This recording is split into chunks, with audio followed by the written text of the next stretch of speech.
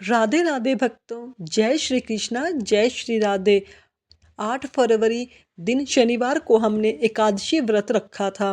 कल हम 9 फरवरी दिन रविवार को इसका पारण करेंगे। देखते हैं भक्तों कैसे यह हमें पारण करना है। जया एकादशी का व्रत केवल उपवास नहीं है बल्कि आत्म शुद्धि और भगवत प्रेम का एक माध्यम है। जब हम सच्चे मन से भगवान का स्मरण करते हैं, धर्म के अनुसार आचरण करते हैं, तब यह व्रत हमें मोक्ष की ओर अग्रसर करता है। इसलिए श्रद्धा, भक्ति और नियमों का पालन करके व्रत का समापन करना चाहिए, यानी कि व्रत का पारण करना चाहिए और भगवान विष्णु की कृपा प्राप्त करनी चाहिए। जया एकादशी का व्रत न केवल पुण्य देने वाला है बल्कि समस्त पापों का हरण करने वाला भी है। इस दिन जो भक्त सच्चे मन से उपवास रखते हैं उन्हें व्रत का पूर्ण फल प्राप्त तभी मिलता है जब सही विधि से व्रत का पारण किया जाए, और सही विधि से शुभ मुहूर्त में पारण करना अति आवश्यक होता है। एकादशी व्रत खोलने से पहले यानी पारण करने से पहले कुछ विशेष नियमों का पालन करना आवश्यक होता है ताकि व्रत का संपूर्ण फल प्राप्त हो सके। तो यह नियम है, सबसे पहला, मंगलमय प्रातः स्नान। सूर्योदय से पहले स्नान करके शुद्ध वस्त्र धारण करें और श्री हरि के समक्ष धूप दीप जलाकर व्रत का पारण का संकल्प लें। दूसरा, भगवान श्री हरि का पूजन। भगवान विष्णु को पंचामृत से स्नान कराकर तुलसी पत्र, फल, धूप, दीप, नैवेद्य, तिल और मौसमी फल अर्पित करें। गायों को हरा चारा, गुड़ या रोटी खिलाएं। कुत्ते के लिए बिना नमक की रोटी या दूध रखें। चींटियों को आटा और शक्कर मिलाकर डालें। पक्षियों के लिए जल पात्र में साफ जल और बाजरा डालें। और इस दिन अन्न, वस्त्र, तिल, घी, गुड़, कंबल और दक्षिणा का दान करना सर्वश्रेष्ठ माना जाता है। अगर किसी कारणवश आप दान ना कर पाए या आप में इतना सामर्थ्य ना हो इन वस्तुओं का दान आप कर पाए, तो मन ही मन भगवान से क्षमा याचना करके ओम नमो नारायण मंत्र का 108 बार जाप करना चाहिए। दान किए बिना यदि कोई विवश हो जाए तो श्री हरि का नाम ही सब पाप मिटाए। इसलिए द्वादशी तिथि को अपनी सामर्थ्य के अनुसार कोशिश करे कि दान करे। जिनकी सामर्थ्य बिल्कुल कुछ भी दान करने की ना हो वो केवल भगवान का नाम भी ले सकते हैं। व्रत खोलते समय आपको ध्यान रखना है कि आपका पहला आहार यानी जब आप प्रसाद ग्रहण करके व्रत खोलते हैं तो उसमें तुलसी मिश्रित जल हो या फिर दूध और तुलसी के पत्ते से आप व्रत का पारण करें। इसके बाद सात्विक भोजन करें, जैसे फल, मूंग की दाल की खिचड़ी या गाय के दूध से बनी खीर या फिर फलाहारी व्यंजन, और फिर आप बिना प्याज लहसुन का साधारण भोजन करें, वह भी आप ग्रहण कर सकते हैं। व्रत पारण करने के लिए किसी वैष्णव को या किसी ब्राह्मण को आमंत्रित करके भोजन कराना या फिर गाय की सेवा करना अति शुभ माना जाता है। और ध्यान रखिएगा, व्रत का पारण हमेशा शुभ मुहूर्त में करना चाहिए। अगर पारण का शुभ मुहूर्त ध्यान में ना रहा तो व्रत का संपूर्ण फल नहीं मिलता। इस बार माघ शुक्ल पक्ष की एकादशी यानी जया एकादशी का व्रत 8 फरवरी को रखा जाएगा। इस बार एकादशी के दिन भद्रा लग रही है, लेकिन द्वादशी तिथि के दिन बहुत ही शुभ योग प्राप्त हो रहे हैं, क्योंकि इस दिन त्रिपुष्कर योग बन रहा है। इस बारे में आपको आगे बताएंगे। द्वादशी तिथि प्रारंभ होगी 8 फरवरी शनिवार रात 8:01 से। इसी के साथ हरिवासर का समय भी शुरू हो जाएगा और द्वादशी तिथि का समापन होगा 9 फरवरी रविवार की शाम 7:02 पर, यानी रविवार को सारा दिन ही द्वादशी तिथि रहेगी। और 9 फरवरी रविवार को यानी द्वादशी तिथि के दिन सूर्य उदय होगा सुबह 7:06 पर और सूर्य अस्त होगा 6:01 पर।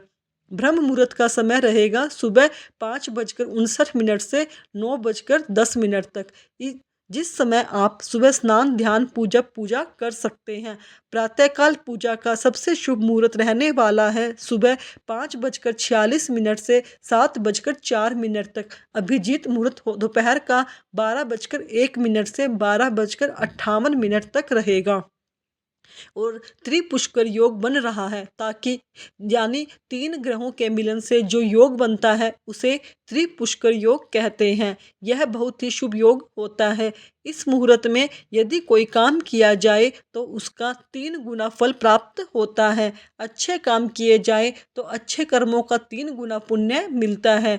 कोई भी शुभता या संपन्नता से जुड़ी हुई चीज़ें आपको खरीदनी हो तो त्रिपुष्कर योग में आप खरीद सकते हैं। त्रिपुष्कर योग शाम को 5:53 से 7:02 तक रहेगा।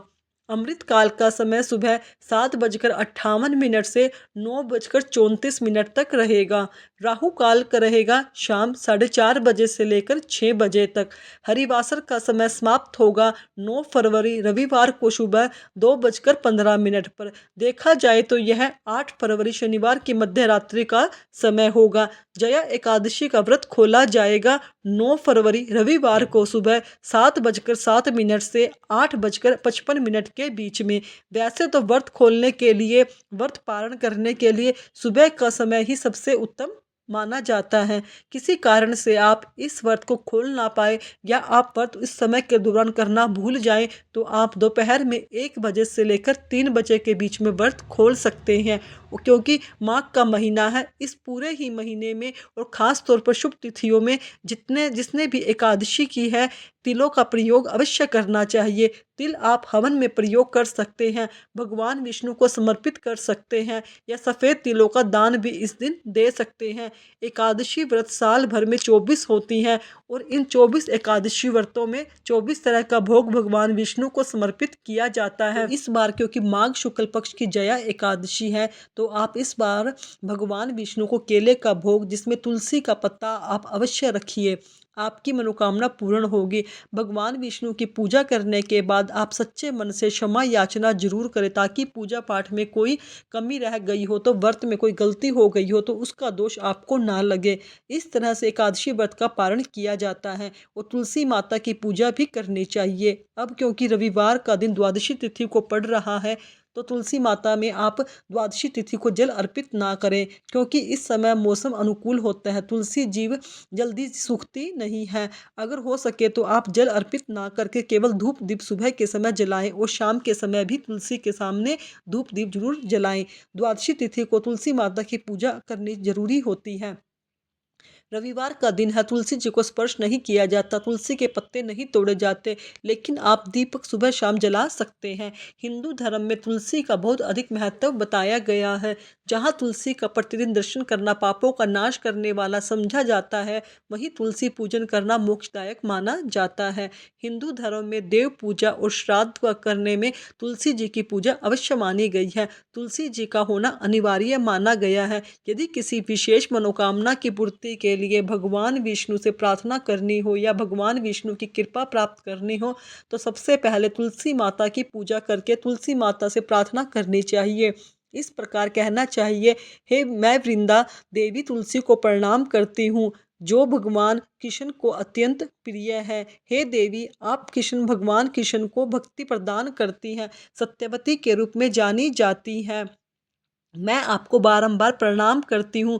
दिव्य संजीवनी वृक्ष की तरह मंत्र मुक्त करने वाली तुलसी माता को मैं नमस्कार करती हूँ। मैं चंदन की सुनहरी सुगंध के साथ धूप दीप और सुगंधित पदार्थों सहित सभी पवित्र वस्तुएं आपको अर्पित करती हूँ। हे तुलसी माता, मैं आपको भक्तिपूर्वक प्रणाम करती हूँ, क्योंकि आप परमानंद भगवान कृष्ण को सदैव प्रिय है। इस प्रकार तुलसी माता का पूजन करने के साथ ही ओम श्री तुलसी देवाय नमः इस मंत्र का जाप करें। पूर्व दिशा की ओर मुख करके 108 बार करने से तुलसी माता के आशीर्वाद से जीवन की सभी बाधाएं दूर हो जाती है, मनोकामना भी जरूर पूरी होती है।